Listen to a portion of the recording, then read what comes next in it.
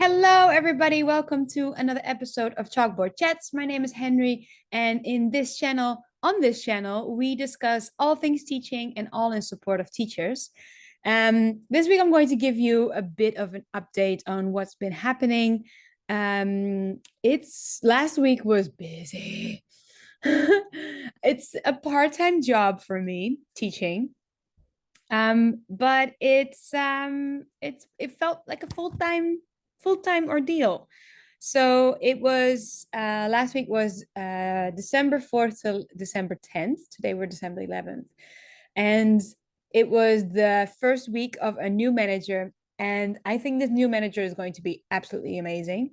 But all these changes just changing things take energy. And even though it's not necessarily that I need to change or that I implement a change, but things at work, when things are new, things have like changed and developed, and they're then newly presented to us, it takes some time and energy to get used to them. So, new manager comes in, and last week was his first full week.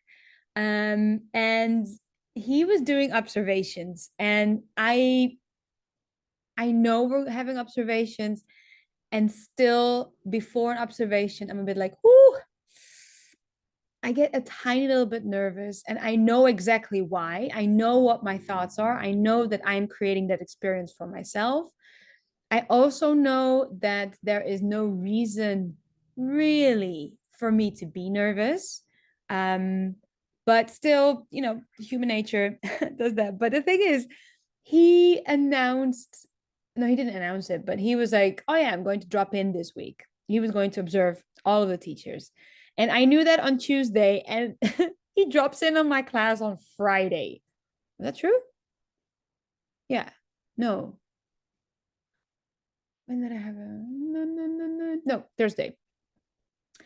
Um, so all week I'm like, oh, is he going to observe me on Tuesday? I was like, maybe. No, on the Wednesday, no, maybe. And then on Thursday, finally, he walked in.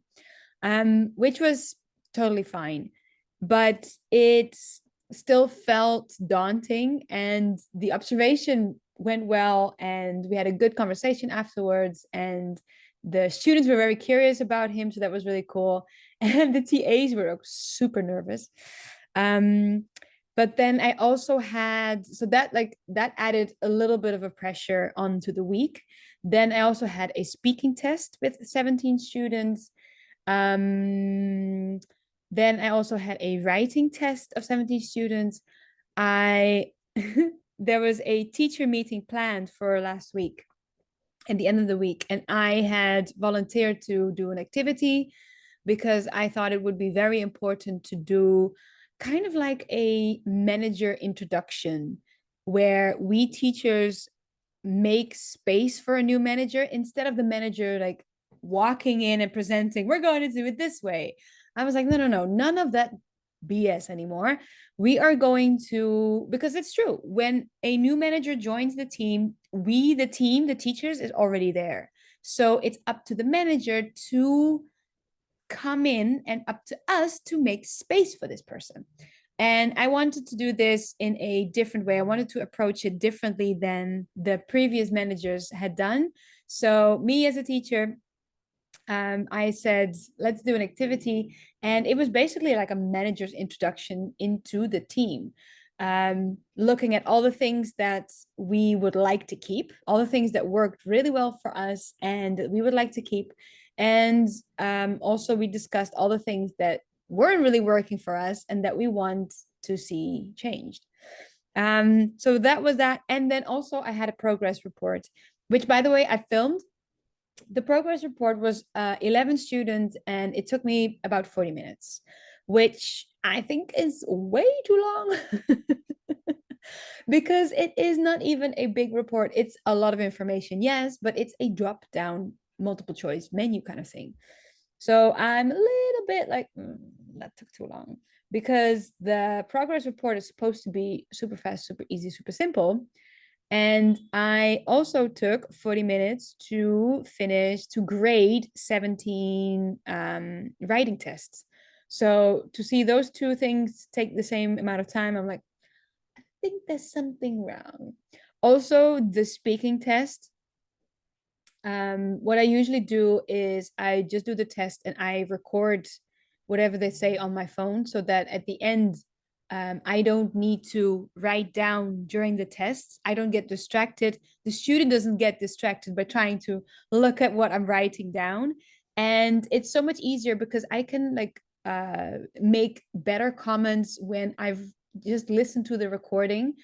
And I can like scroll back a couple of times to say, wait a minute, is the pronunciation of this word really well? And it's, I don't know, works for me. So, but it took way too long. So, unfortunately for me, all my classes have tests at the same time. So, this was the first class, and I think the other class is going to have a test either this week or next week. Um, which is also a good thing because now that I know that I can do 17 tests, paper tests in 45 minutes, I'm like, that's going to be easy. That's going to be quick. But I am going to change the way I do the speaking test because that took me hours. And I don't want to do that anymore because it's a part-time job. I'm a life coach, for crying out loud. This is supposed to be just a little side thing. So, but it's good because it's giving me a lot of material to work through. And I've coached on this topic so many times. And I see it now with my colleagues too, where because of all the changes at work, everybody's a little bit like, everybody's looking forward to when we're all used to things and things have calmed down because changes in education is like the absolute worst. I get why, because we're always looking for improvement. We can always, education is very focused on the future, which is great, but we sometimes tend to overlook the present. And I see this in they did a couple of teacher conferences, and it was just interesting to see. I've been to teacher conferences in the past, and I have a hard time sitting and listening to topics I'm not very interested in. So I've stopped going. But the last one was hosted by our school, our company, and it was on AI. And it was a lot of how AI and teachers will interact. And I was like, but wait a minute, that is no, like the point was how AI is going to replace some of our jobs, apparently. And I spoke about this in a teachers meeting. I was like, wait a second, when? He was like, yeah, in 10 to 15 years. I was like, but why do we need to talk about it now? It's not like I'm going to change anything now and make space for AI. It's not affecting my job now. Why are we so focused on the future and thinking about future issues when we have plenty of issues now and we're kind of like, oh yeah, yeah, this is just the way things go. I'm like, oh guys, no. that's not how I that's not how things should work, I think. So I've stopped going to conferences, but the constant focus on the future is just very interesting. And it means that we look at everything now and kind of deem it as, we have to change it, we have to improve it. Yeah, but just improve and change the things that don't work.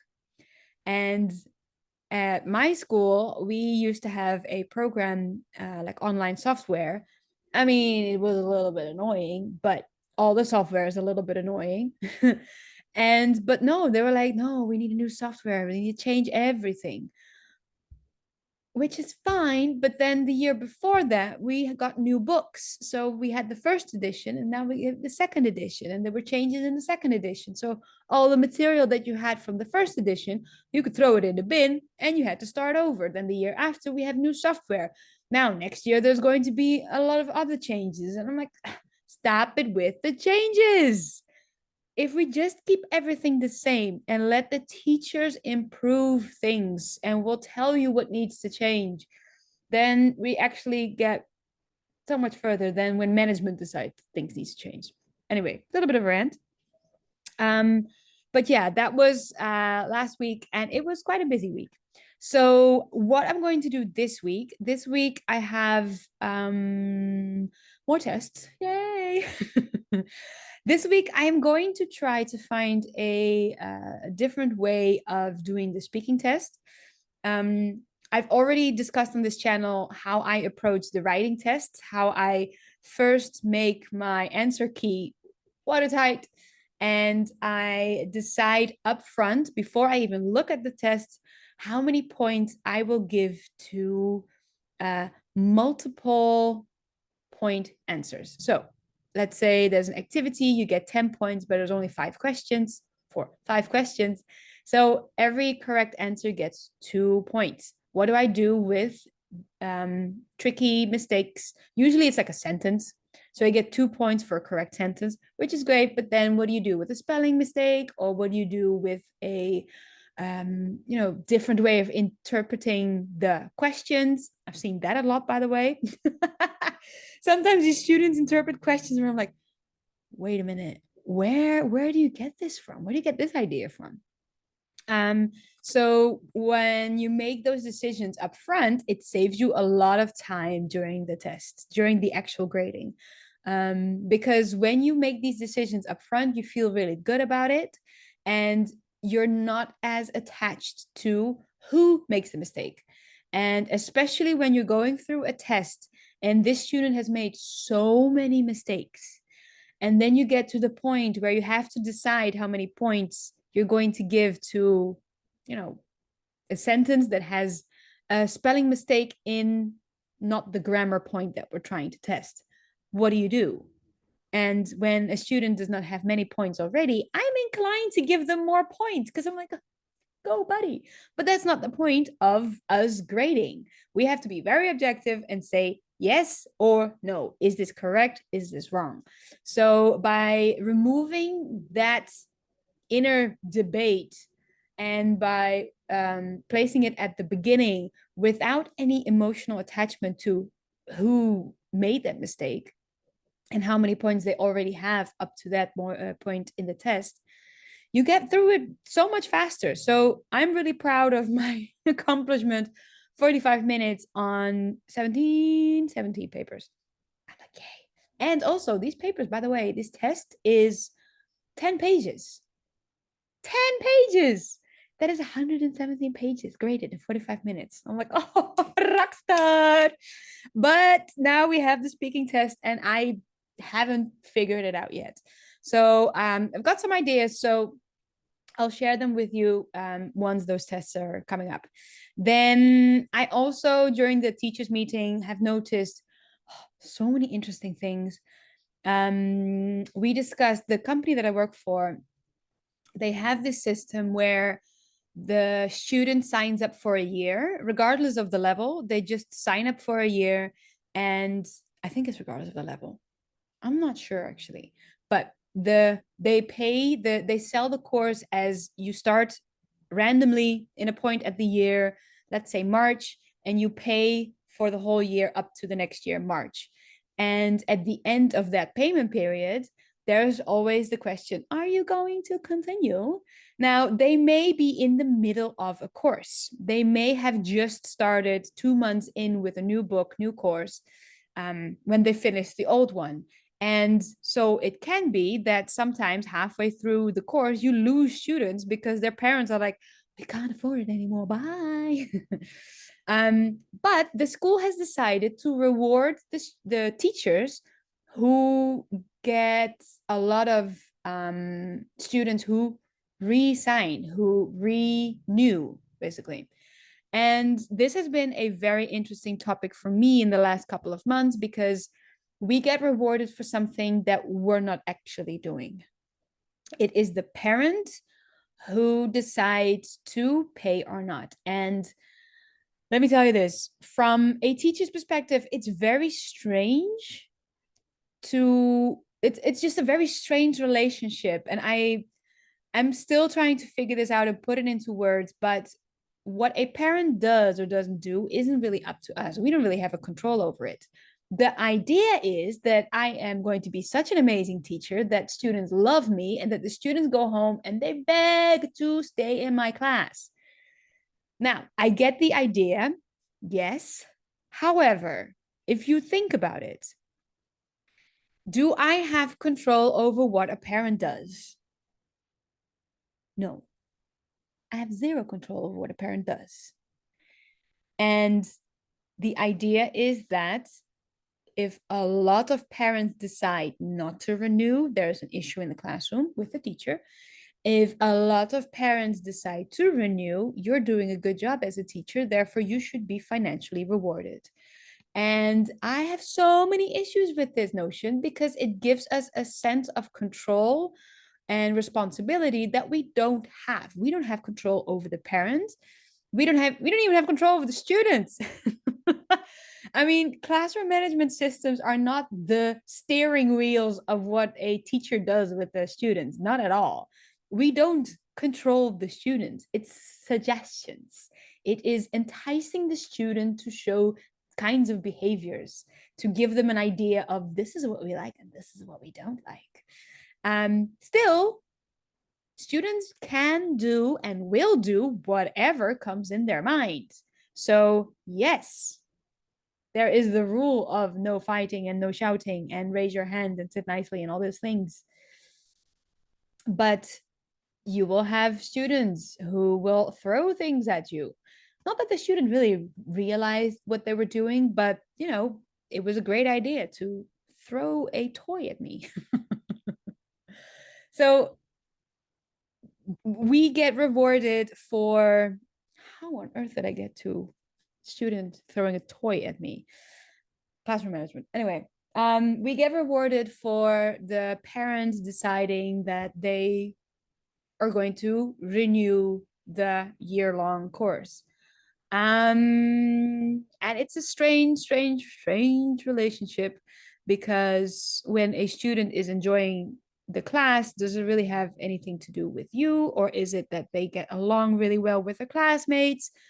Do they like the language? A lot of parents sign up their children because, it gives them a benefit, it gives them good advantage in the future. However, the kid has no interest in learning English. So you have a lot of students who are just like, I'm so tired. I've been to school all day. Then I went to math class and now I have to do English class. No, I'm going to sit here, chill, and I don't want to do this. I'm not going to enjoy any of the stupid games. So we have those students. We have students who love it, students who get bored because they love the English language. They absorb so much English that they are exceeding the speed of our course. But because of their age limitations, we cannot move them up.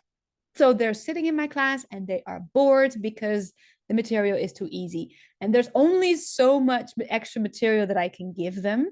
I cannot really give them way too advanced stuff, because that means that I have to then work with them one-on-one to make sure that is an activity that they're able to do, etc. So we get rewarded for something that we don't have control over. So we are given this idea of control, and we're also given this idea of, well done, so many parents have decided to renew.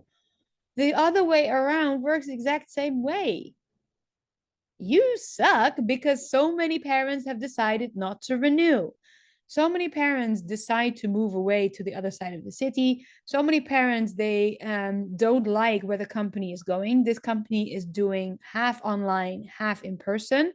I've had so many conversations with parents, and they're like, we pay for full in face-to-face contact with an English speaker, and now we have to do this online, and they don't like it. So they take their kids out, they go to different schools, they go to different other companies, and then I lose the students, and it gets thrown onto my plate. Say, hey, you lost these students. So I am working on trying to get those things separated, because it is, let's say, it's a hot mess. It is messy when you take on a responsibility or a sense of control. You're given the idea of control, you're given the responsibility, like you have to care about this, but it's something that I don't think we have control over at all. So I'm going to put that into words, because I've noticed how incredibly stressful it can be when you do take that on. And I haven't taken it on because I am not very interested in putting in more admin work for maybe a little bit more money. I'm a bit like, no. But we had this discussion. That's my dog. My dog is a little bit sick. So, excuse me. We had this discussion last week. So I'm going to see, I'm going to work through this and I'll get back to you about this next week. So that is a bit of an update. Please let me know in the comments below what your thoughts are on these different topics, and I'll speak to you soon. Bye bye.